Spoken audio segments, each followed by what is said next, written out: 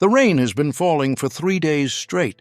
Your clothes are soaked through, your body temperature is dropping, and hypothermia is setting in. In conditions like these, fire isn't just comfort.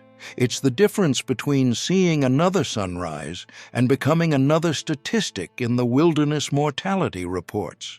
Yet, most people give up the moment the first raindrop hits their kindling, never realizing that indigenous peoples around the world have been starting fires in torrential downpours for thousands of years using techniques so effective that modern special forces still train in them today. From the Arctic tundra, where Inuit hunters faced months of freezing rain, to the Australian outback, where Aboriginal firekeepers maintained flames through monsoon seasons, traditional cultures developed 7 specific tricks that could coax fire from the wettest conditions. These weren't desperate measures. They were refined techniques that worked so reliably that entire civilizations depended on them for survival. Today, survival schools charge over $500 to teach simplified versions of these methods, while military units and emergency responders have adopted them for extreme weather operations. The secret isn't fighting the rain. It's understanding how fire behaves in wet conditions and using that knowledge to your advantage. Tools to trust. Skills that last. This is Bushcraft Arsenal. Number 1. The Inuit Seal Oil Fire System.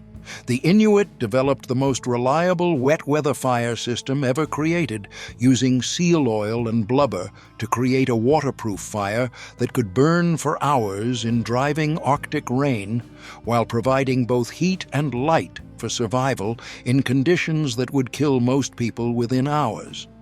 This wasn't just a fire. It was a complete heating and cooking system that could function in weather so severe that modern equipment would fail completely. The seal oil preparation required rendering blubber into a liquid fuel that would burn even when mixed with water.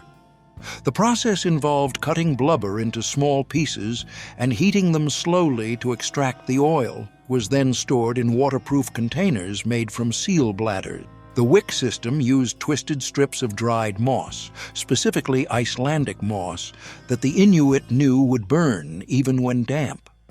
When needed, the moss was twisted into tight wick that would draw the seal oil up through capillary action, creating a flame that could burn for hours without attention. The platform construction used flat stones or pieces of ice to create a stable base that elevated the fire above wet ground. Modern survival experts still use this principle, though they typically substitute metal containers for the traditional stone platforms. The weather protection involved creating windbreaks using available materials like snow blocks, stones, or even their own bodies positioned to shield the flame from driving rain and wind. The Inuit knew that even the best fuel would fail if exposed to direct weather, so they developed techniques for creating microclimates around their fires that allowed combustion to continue even in blizzard conditions.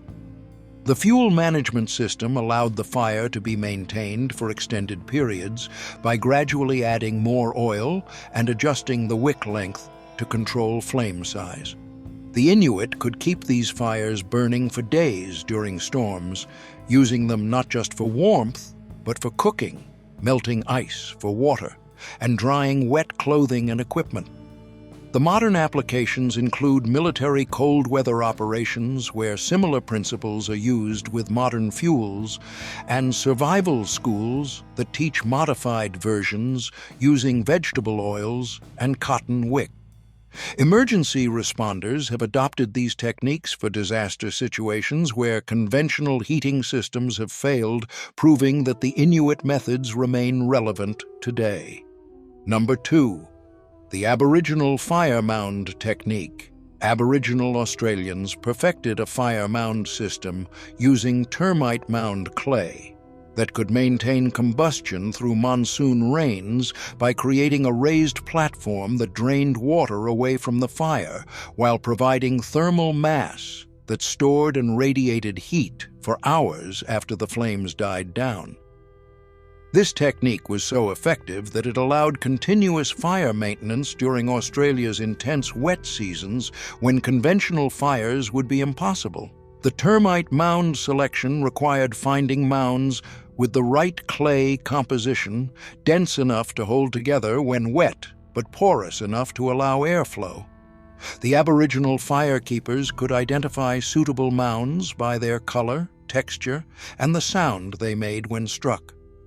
The mound construction involved breaking down the termite mound and reshaping the clay into a circular platform 2 to 3 feet across and 6 to 8 inches high. The clay was shaped with a depression in the center for the fire and drainage channels around the edges to carry away rainwater. The fuel preparation used eucalyptus bark, which was particularly prized because its natural oils would ignite even when wet, while certain hardwoods provided long-burning coals that could maintain heat through heavy rain. The maintenance techniques involved feeding the fire continuously with small amounts of fuel rather than large pieces that might smother the flames. The Aboriginal firekeepers understood that wet weather fires needed constant attention and careful fuel management to prevent them from being overwhelmed by moisture. They developed a rhythm of feeding that kept the fire burning steadily without creating too much smoke or consuming fuel too quickly. The heat storage properties of the clay mound meant that even after the visible flames died down, the platform would continue radiating heat for hours. This thermal mass effect allowed the Aboriginal people to maintain warmth through the night, even if they couldn't keep active flames burning, and the stored heat could be used to quickly restart the fire when conditions improved. The modern adaptations include bushcraft enthusiasts who use similar techniques with different clay sources, and survival instructors who teach the principles using modern materials. The Australian military has studied these methods for jungle warfare training, recognizing that the Aboriginal techniques remain superior to many modern approaches for maintaining fire in extreme wet conditions. Number 3. The Cherokee lightning fire method. The Cherokee developed a lightning fire technique that used the natural electrical properties of certain trees to create fires that could start and maintain combustion even in heavy rain by selecting specific wood species that retained internal dryness and had grain structures that promoted rapid ignition through friction methods. This technique was so reliable that Cherokee hunters could start fires in conditions that would defeat modern fire-starting equipment. The tree selection process required understanding which species maintained dry wood in their interior even when the exterior was soaked. The Cherokee knew that fast-growing trees like basswood, tulip poplar, and willow had porous wood that created good friction for fire starting. The wood processing involved splitting logs to access the dry interior wood, even when the outside was completely saturated. They understood that even in heavy rain, the interior of dead wood often remained dry enough to ignite if processed correctly. The friction technique used a modified bow drill method where the Cherokee created a fireboard and spindle from the same tree to ensure compatibility. The technique required understanding the exact pressure and speed needed for each wood type. The tinder preparation involved creating fine shavings and dust from the dry interior wood, which was then formed into a bird's nest shape that would catch and hold the ember created by the friction method. The Cherokee knew how to create tinder that would ignite from the smallest spark and then transfer that fire to larger materials, even in wet conditions. The ember transfer system allowed the Cherokee to move the glowing ember from the fireboard to the tinder nest and then to progressively larger fuel without losing the fire to moisture. This required understanding airflow, fuel gradation, and timing to ensure that each step in the process succeeded before moisture could extinguish the growing flame. The weather protection involved creating temporary shelters over the fire-starting area using bark, hides, or natural formations that would keep direct rain off the critical ignition process. The Cherokee understood that even the best technique would fail if the materials became too wet during the fire-starting process, so they developed methods for creating dry microclimates. The cultural transmission made this technique a rite of passage for Cherokee youth, who had to demonstrate their ability to start fire in wet conditions before being considered ready for independent hunting or travel. Modern survival schools have adopted simplified versions of this technique, though few instructors understand the complete system that made it so reliable for the Cherokee. Number 4. The Seminole Sand Mound System.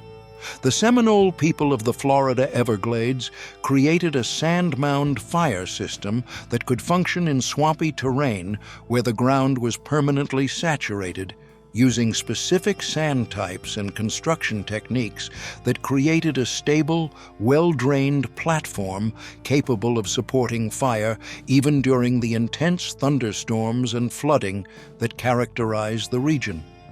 This system was so effective that it allowed the Seminole to maintain fire in conditions where the water table was literally at ground level.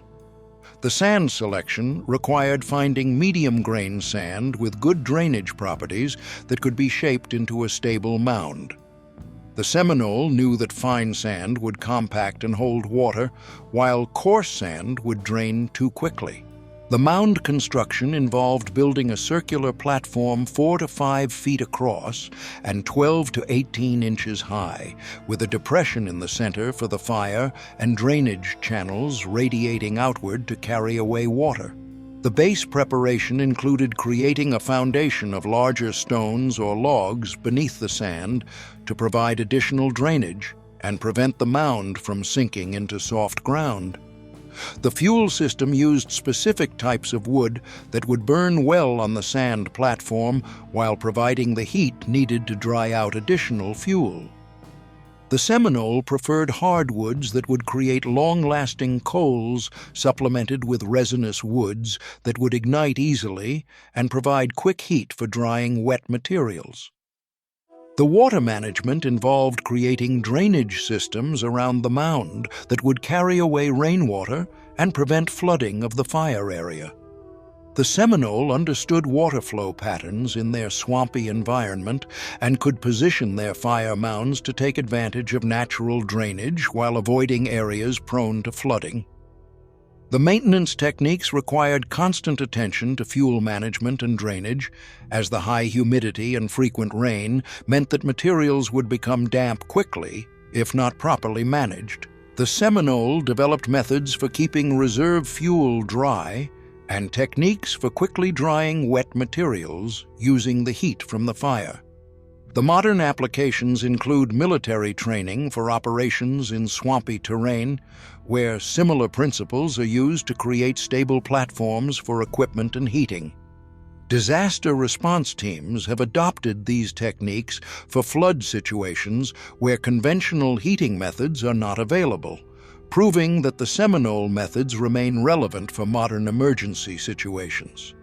Number 5. The Siberian Fatwood Extraction System.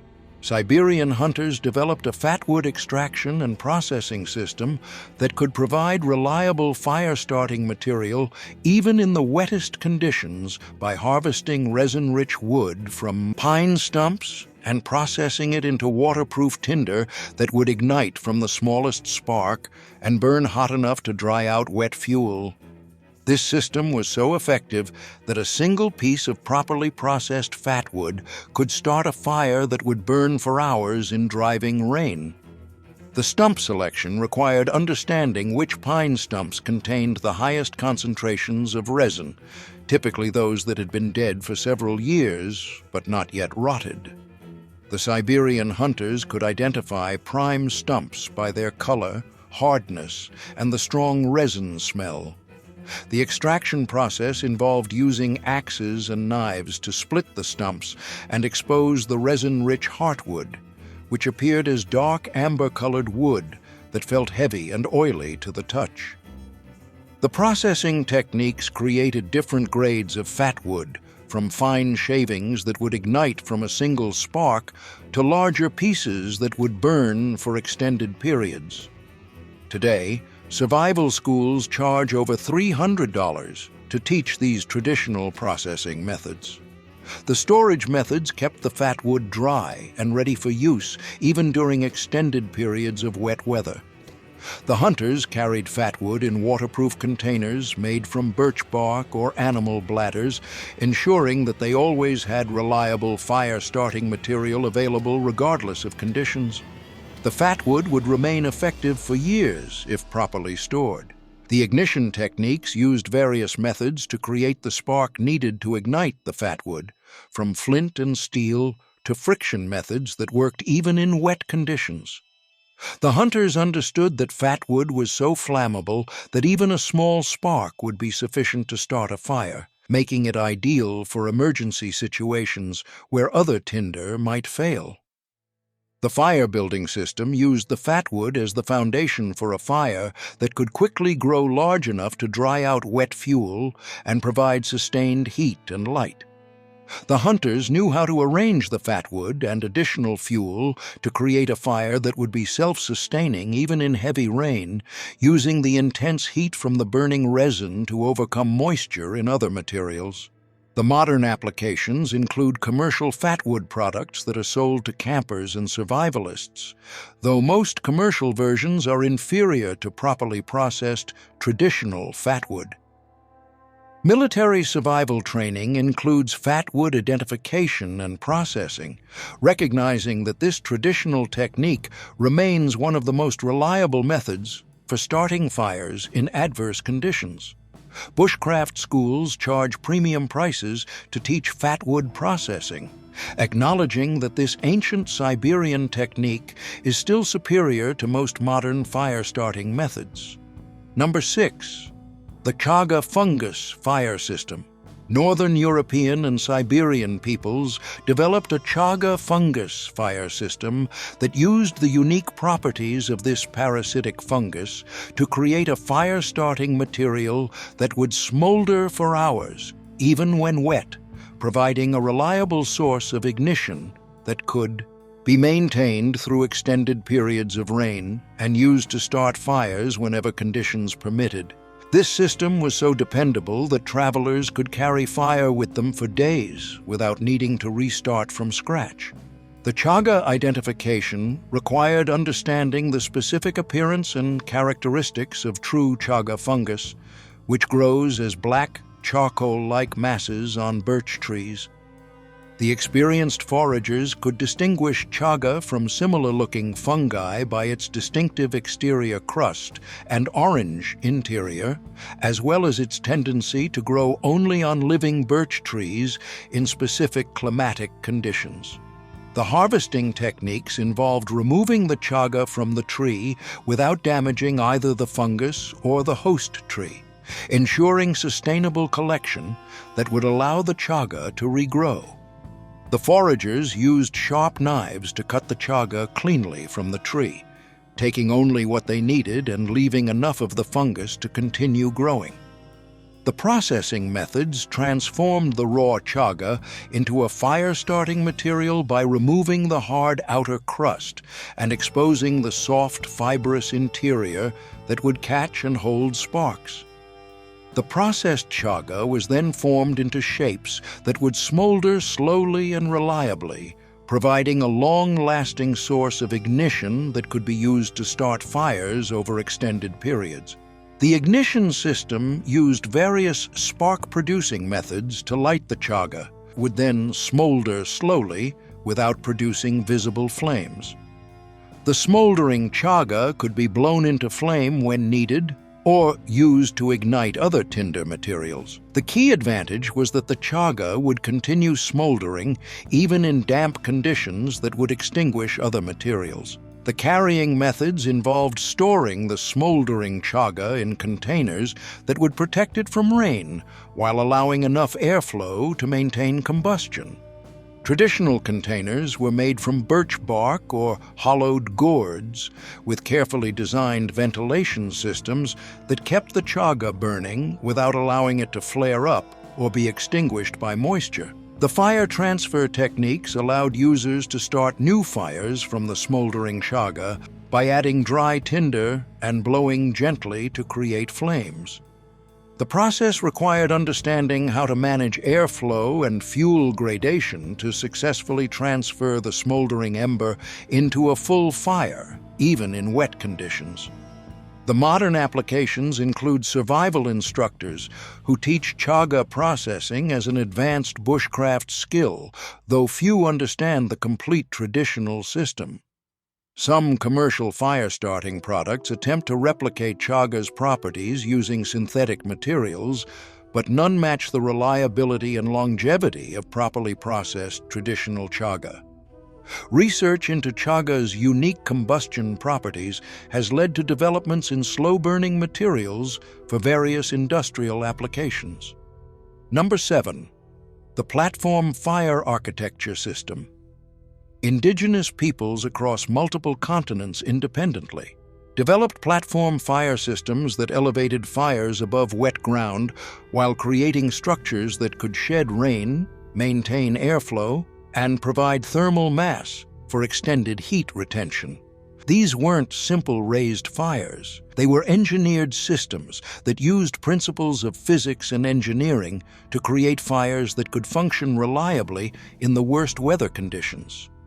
The foundation construction used green logs arranged in a grid pattern that would support the fire while allowing drainage and airflow. The logs were selected for their ability to resist burning through quickly while providing stable support for the fire structure above. The spacing between logs was calculated to provide optimal airflow while preventing fuel from falling through. The platform design created a raised surface that kept the fire above ground moisture while providing drainage for rainwater. The platform was typically 6 to 12 inches high and constructed with a slight slope to encourage water runoff. The surface was covered with smaller pieces of wood or bark that would burn slowly and provide a stable base for the main fire. The wall construction involved building reflector walls on one or more sides of the fire to protect it from wind and rain while reflecting heat back toward the user. These walls were built from green logs or stones that would not burn, positioned at angles that would deflect wind and precipitation while maximizing heat reflection. The roof system used natural materials like bark slabs or woven branches to create overhead protection that would shed rain while allowing smoke to escape. The roof was angled to direct water away from the fire and positioned high enough to prevent ignition while still providing effective protection from precipitation. The airflow management ensured that the fire received adequate oxygen for combustion while being protected from wind that could scatter sparks or blow rain into the flames. The design included carefully positioned gaps and channels that created controlled airflow patterns that supported combustion while providing weather protection. The fuel feeding system allowed continuous addition of fuel without disrupting the fire's protection systems or exposing it to weather. The design included staging areas where fuel could be dried by the fire's heat before being added to the main combustion area, ensuring that wet fuel would not overwhelm the fire's ability to maintain combustion. The thermal efficiency of the platform system was significantly higher than ground-level fires, as the elevated position and reflector walls concentrated heat, while the thermal mass of the platform stored and radiated heat for extended periods. This efficiency meant that less fuel was required to maintain adequate heat, an important consideration when dry fuel was scarce. The modern adaptations include military field heating systems that use similar principles and emergency shelter designs that incorporate platform fire concepts. Survival schools teach simplified versions of these techniques, though most instructors don't understand the complete engineering principles that made the traditional systems so effective. Modern camping equipment manufacturers have attempted to create portable versions of platform fire systems, but none match the effectiveness of properly constructed traditional platforms. These 7 survival tricks represent thousands of years of refinement by peoples who faced life or death situations in the world's most challenging environments. Each technique was tested not in comfortable training scenarios, but in real survival situations where failure meant death. The fact that modern military units, survival schools, and emergency responders still rely on these ancient methods proves that traditional knowledge often surpasses modern technology when it comes to fundamental survival skills. In a world where we've become dependent on matches, lighters, and chemical fire starters, these techniques remind us that true fire mastery comes from understanding the basic principles of combustion and working with nature rather than against it. Let me know in the comments which of these rainfire techniques impressed you most. Was it the ingenious Inuit seal oil system that could burn for hours in Arctic storms, or the remarkable Aboriginal fire mound that stored heat through monsoon nights? See you in the next episode.